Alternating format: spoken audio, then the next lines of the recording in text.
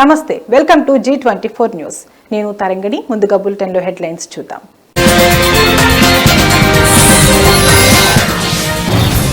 రాష్ట్రాన్ని బీఆర్ఎస్ అప్పుల పాలు చేస్తే సీఎం రేవంత్ గాడిలో పెడుతున్నారు. ఎమ్మెల్యే ఏర్లపల్లి శంకర్ వెల్లడి.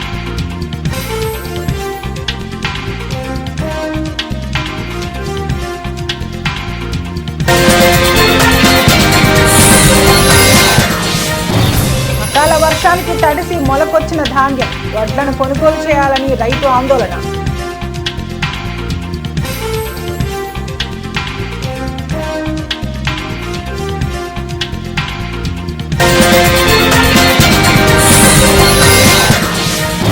ఘనంగా సూపర్ స్టార్ కృష్ణ జయంతి వేడుకలు. భారీ కేక్ ని కట్ చేసిన ఫ్యాన్స్. జయంతి వేడుకలు.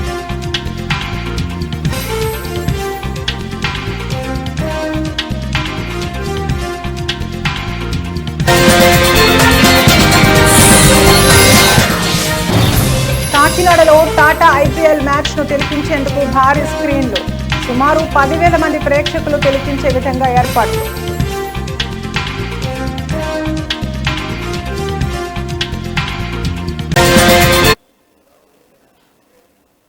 ములుగు అకాల వర్షానికి తడిసి మొలకొచ్చిన ధాన్యం, వడ్లు కొనకపోతే ఆత్మహత్య దిక్కు అని రైతులు వాపోయారు.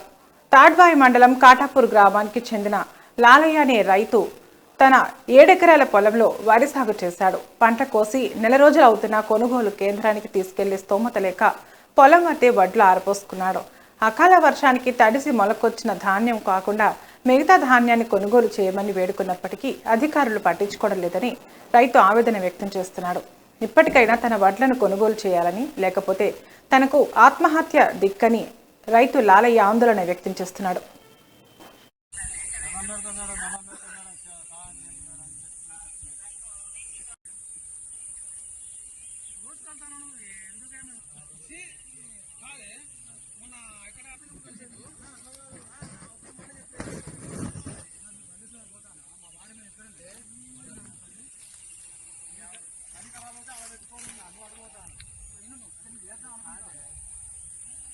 రైతు పరిస్థితి ప్లాన్ చేసుకోరాడు చెల్లించి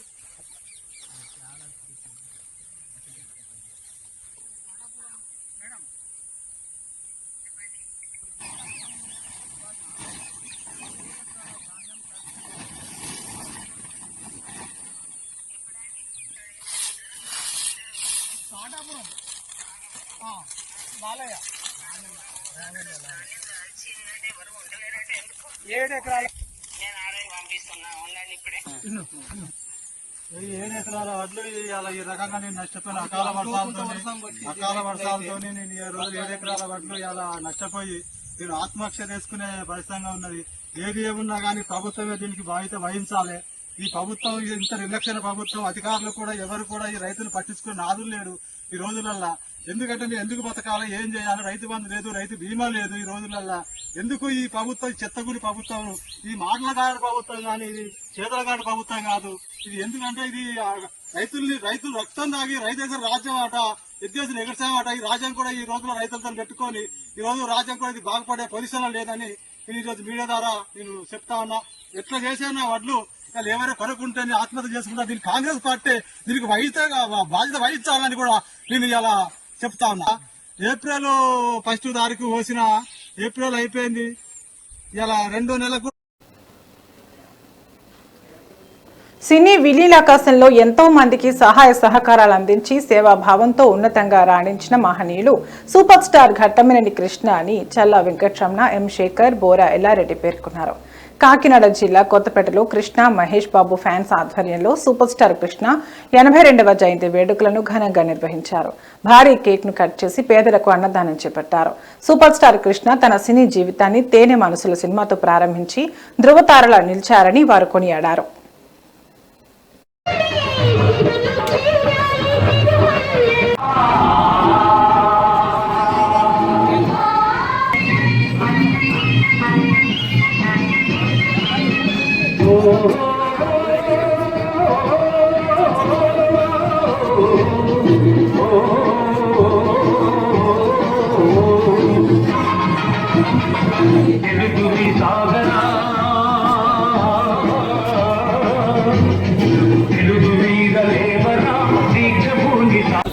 రెడీ చెప్పండి. రామకృష్ణారావు కొత్తపేట సూరారాపేటలో మహేష్ బాబు వాళ్ళు భారీ ఎత్తున అన్నదాన ప్రసాదం జరుగుతుంది. ఇది విజయంగా జరిగిన కారణంగా 32వ జయంతి సందర్భంగా సాహస వీరుడు మన సండిఎం తెచ్చిన గనుడు, అలాగే కలర్ మరియు మోసగాడు కలర్, అలాగే సినీ ఫీల్డ్లో ఎక్కువ చలనచిత్ర సినీ ఫీల్డ్లో ఎక్కువ సినిమాలు యాక్ట్ చేసిన హీరోగా ఆయనకు పేరుంది. అలాగే వాళ్ళ కంట్రీ పులుసులు పుచ్చుకున్న సూపర్ స్టార్ మహేష్ బాబు గారు ఒక ఊరినే దత్తత తీసుకుని దత్తత కార్యక్రమంగా ఊరిని సూపర్ స్టార్ కృష్ణ 82వ జయంతి శుభాకాంక్షలు. ఆయన చనిపోయి 3 సంవత్సరాలు అయినా మా అమ్మాల దృష్టిలో చనిపోలేదు, ఆయన బతికే ఉన్నాడు. ఎప్పుడు మేము ఈ కొత్తపేటలో అనేక కార్యక్రమాలు 4 కార్యక్రమాలు చేస్తాం, ఇంకా మేము చేస్తూనే ఉంటాం. ఆయనకి బంగారం లాంటి వారసుని ఇచ్చాడు, మహేష్ లాంటి బంగారం లాంటి వారికి ఇచ్చాడు. ఆ మహేష్ సినిమాలతో పాటు అనేక సేవా కార్యక్రమాలు చేస్తున్నాడు. ఇప్పటి వరకు చిన్నపిల్లలకు 4500 ఆపరేషన్లు పైగా ఆపరేషన్లు చేసి చరిత్ర సృష్టించాడు. నాడు మోసగాడు వరలవేడిగా ఒక సినిమా వస్తే నేడు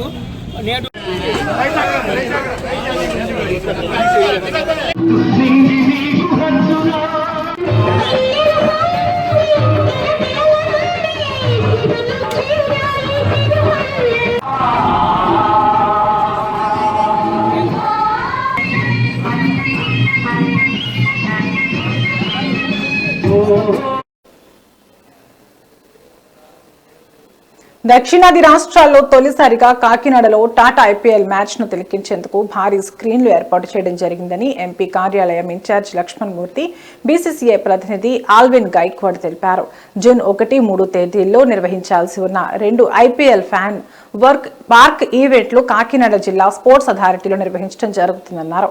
అమలాబాద్ లో జరిగే పంజాబ్ ముంబై క్వాలిఫైడ్ మ్యాచ్ 3వ తేదీన జరిగే ఐపీఎల్ ఫైనల్ మ్యాచ్ ను సౌత్ ఇండియాలో కాకినాడలో మాత్రమే ఏర్పాటు చేయడం జరిగిందన్నారు. సుమారు 10,000 మంది ప్రేక్షకులు మ్యాచ్ ను తిలకించే విధంగా ఏర్పాటు చేశామని వారు పేర్కొన్నారు.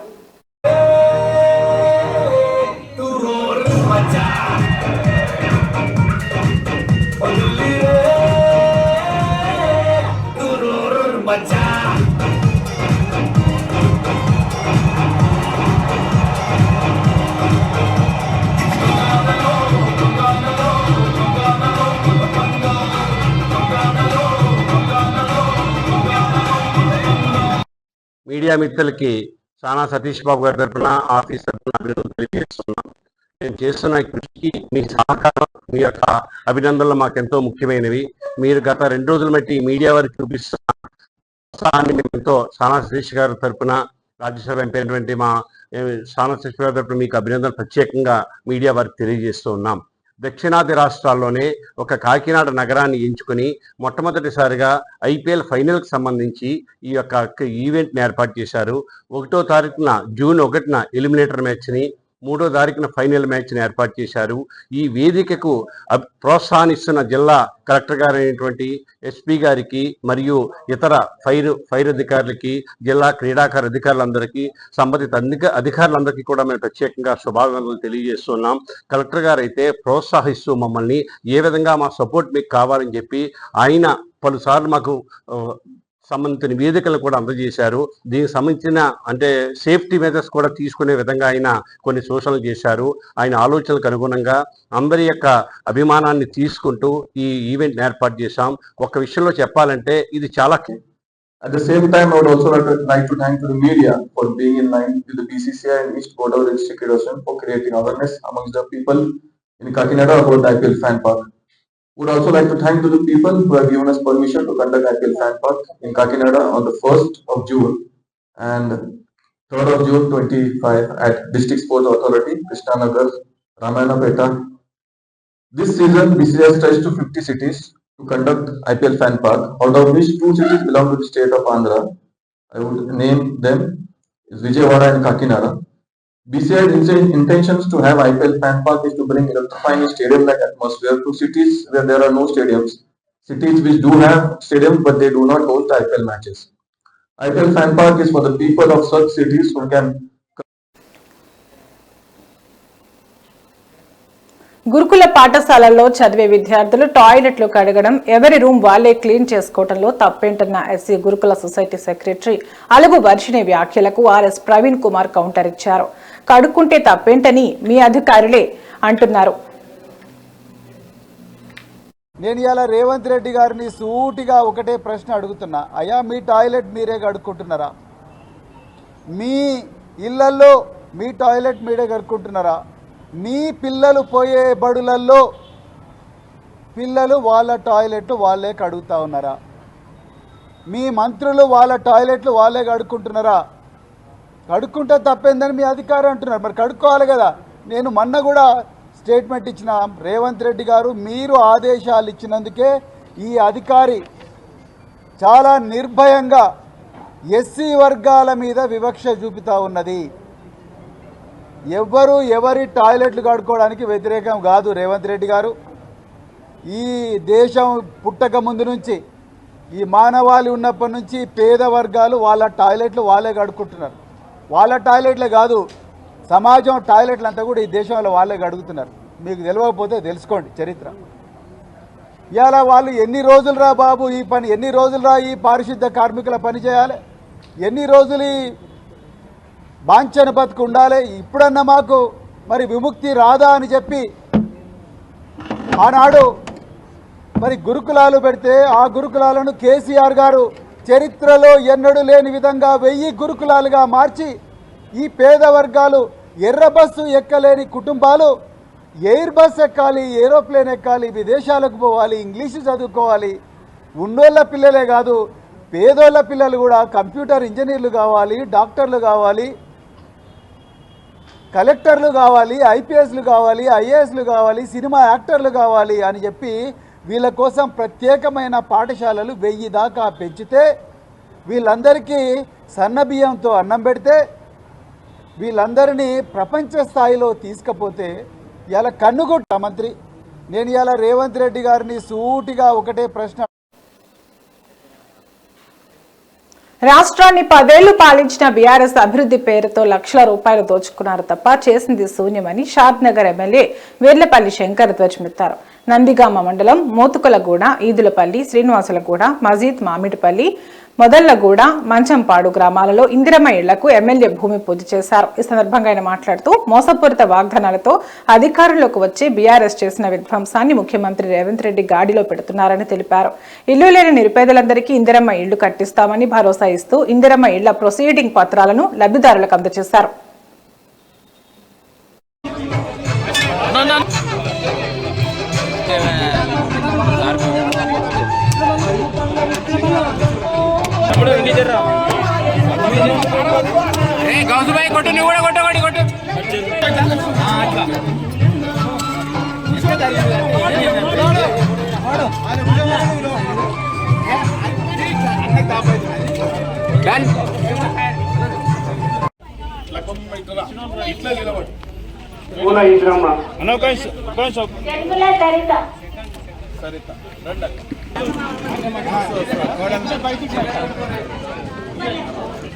ఒక్కసారి ఇక్కడ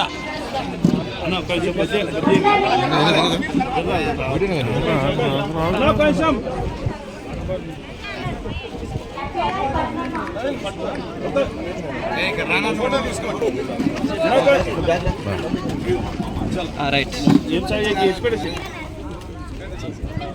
అన్నా వస్తుంది 20 కూడా ఇవ్వాలన్నా ఇంకా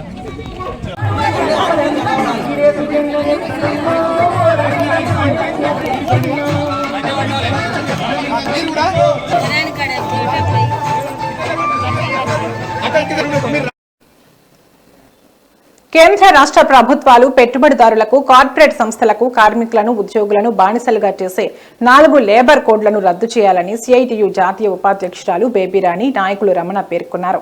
సిఐటియు 55వ వ్యవస్థాపక దినోత్సవం సందర్భంగా కాకినాడ సామాన్య ఆసుపత్రి వద్ద సిఐటియు పతాకాన్ని సిఐటియు జాతీయ ఉపాధ్యక్షురాలు బేబీరాణి, రమణ, వీరబాబు తదితరులు ఆవిష్కరించారు. ఈ సందర్భంగా వారు మాట్లాడుతూ కేంద్ర ప్రభుత్వం 44 చట్టాలను 4 చట్టాలుగా మార్చడం తగదని, వెంటనే కార్మికుల హక్కులను కాలరాసే 4 లేబర్ కోడ్లను రద్దు చేయాలని వారు డిమాండ్ చేశారు. కార్మిక వర్గం ఐక్య పోరాటాలతోనే సమస్యలు పరిష్కారం అవుతాయని పేర్కొన్నారు.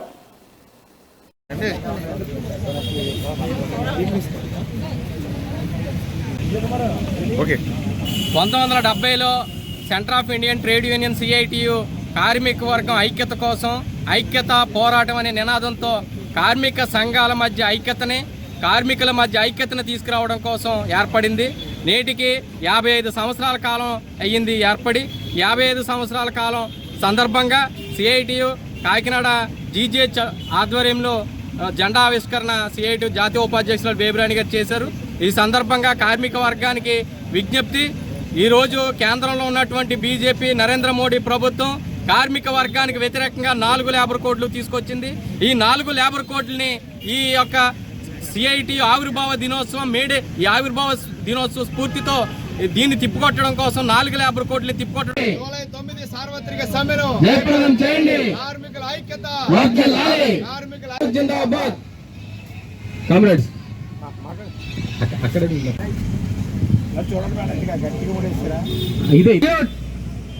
ఆర్డర్ సెల్యూట్ ఆర్డర్ పోరాటం వర్ధిల్లాలి ఐక్యత పోరాటం వర్ధిల్లాలి జిందాబాద్ జిందాబాద్. CIT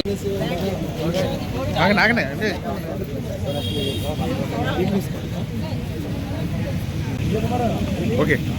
1970లో centre of Indian trade union CITU కార్మిక వర్గం ఐక్యత కోసం ఐక్యత పోరాటం అనే నినాదంతో కార్మిక సంఘాల మధ్య ఐక్యతని కార్మికుల మధ్య ఐక్యతను తీసుకురావడం కోసం ఏర్పడింది. నేటికి 55 సంవత్సరాల ఆధునిక వ్యవసాయ పద్ధతులను ఉపయోగించుకుని తక్కువ పెట్టుబడులతో అధిక దిగుబడి సాధించేందుకు రైతులు ప్రణాళికను సిద్ధం చేసుకోవాలని జిల్లా వ్యవసాయ శాఖాధికారి విజయ్ కుమార్ అన్నారు. వికసిత కృషి సంకల్ప అభియాన్ కార్యక్రమంలో భాగంగా మండల కేంద్రమైన కిర్లంపూడి వ్యవసాయ శాఖ కార్యాలయంతో పాటు ఎస్ తిమ్మాపురం, బూరుగుపూడి గ్రామాలలో ఖరీఫ్ సీజన్పై రైతులకు అవగాహన కార్యక్రమం నిర్వహించారు. మండల వ్యవసాయ అధికారిని జోకా అమృత ఆధ్వర్యంలో నిర్వహించిన ఈ కార్యక్రమంలో రైతులకు పలు విషయాలపై అవగాహన కల్పించారు. ఈ సందర్భంగా ఆయన మాట్లాడుతూ రైతులు సన్న రకాల పంటలతో పాటు మెరక వ్యవసాయంలో అపరాలు, చిరుధాన్యాలు వంటి పంటలపై దృష్టి సారించాలని ఆయన రైతులకు సూచించారు.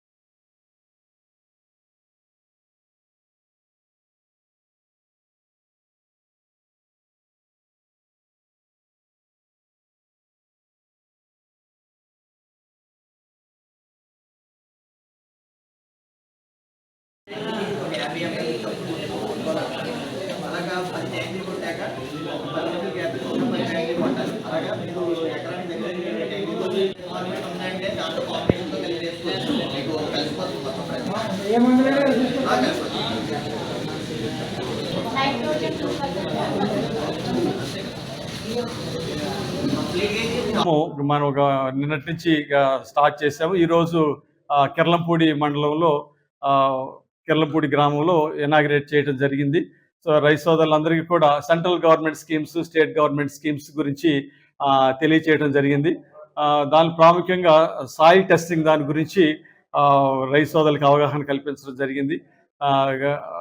రెండవది నానో యూరియా, నానో డిఏపి గురించి ఎలాంటి పర్మిషన్లు లేకుండా కాకినాడ జిల్లా ప్రత్తిపాడు నియోజకవర్గంలో విచ్చలవిడిగా మట్టి తవ్వకాలు జరుగుతున్నాయి.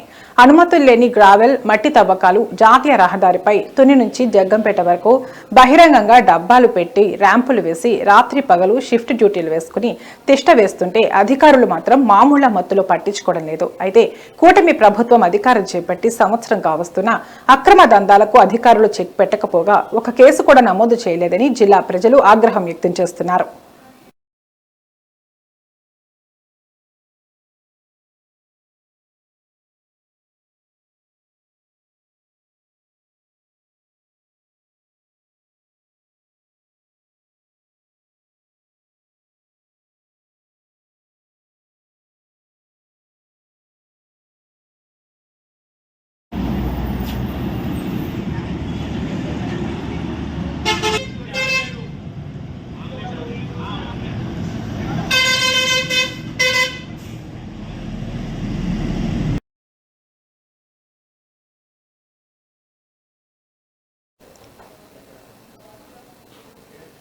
ఇవి ఇప్పటి వరకు నా బులెటిన్ అప్డేట్స్. మరో బులెటిన్లో మళ్ళీ కలుద్దాం. నమస్తే.